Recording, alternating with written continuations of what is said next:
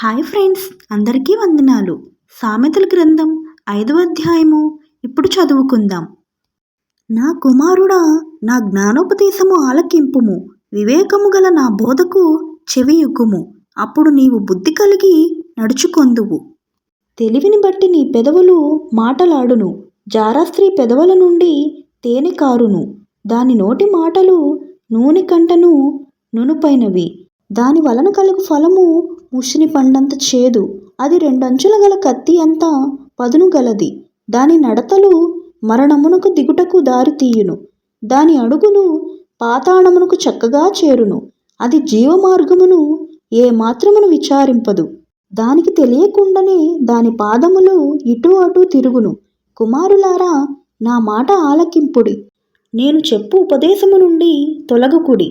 జారాస్త్రీయుండు ఛాయకు పోక నీ మార్గము దానికి దూరముగా చేసుకొనుము. దాని ఇంటి వాకిటి దగ్గరికి వెళ్ళకుము. వెళ్ళిన ఎడల పరులకు నీ యవన బలమును, క్రూరులకు నీ జీవిత కాలమును ఇచ్చివేతువు. నీ ఆస్తి వలన పరులు తృప్తి పొందుదురు. నీ కష్టార్జితము అన్యుల ఇల్లు చేరును. తుదకు నీ మాంసమును నీ శరీరమును క్షీణించినప్పుడు, అయ్యో, ఉపదేశము నేనెట్లు త్రోసివేసి తిని, నా హృదయము గద్దింపునెట్లు తృణీకరించెను. నా బోధకుల మాట నేను వినకపోతిని, నా ఉపదేశములకు నేను చెవియొగ్గలేదు. నేను సమాజ సంఘముల మధ్య నుండినను ప్రతి విధమైన దౌష్ట్యమునకు లోబడుటకు కొంచెమే ఎడమాయను. అవి నీవు చెప్పుకొనుచు మూలుగుచూ నుందువు. నీ సొంత కుండలోని నీళ్లు పానము చేయుము. నీ సొంత బావిలో ఉబుకు జలము త్రాగుము. నీ ఊటలు బయటికి చెదిరిపోదగునా? వీధులలో అవి నీటి కాలవగా పారదగునా? అన్యులు నీతో కూడా వాటిని అనుభవింపకుండా అవి నీకే ఉండవలను గదా.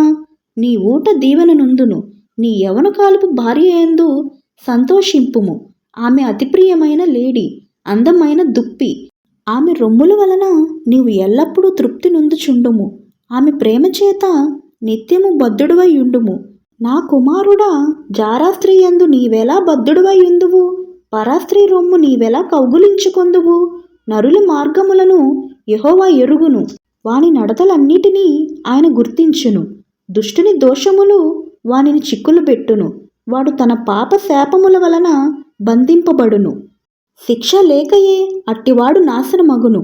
అతి మూర్ఖుడై వాడు త్రోవ తప్పిపోవును.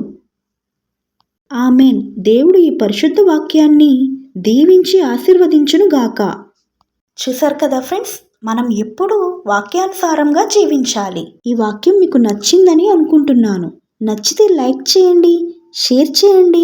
అలాగే మరిన్ని దేవుని వాక్యాల కోసం మన ఛానల్ని సబ్స్క్రైబ్ చేయటం మాత్రం మర్చిపోకండి. Thanks for watching.